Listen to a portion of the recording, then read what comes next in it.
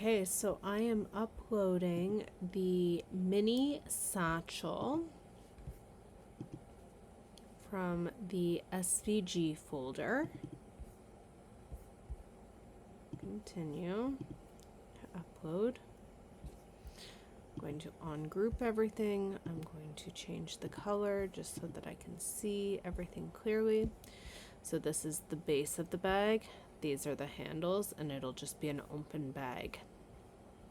So I'm going to go ahead and I'm going to make.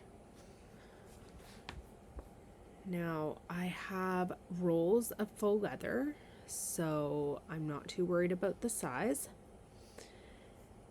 And I am going to go ahead and continue. I'm going to pick, I have to find my material.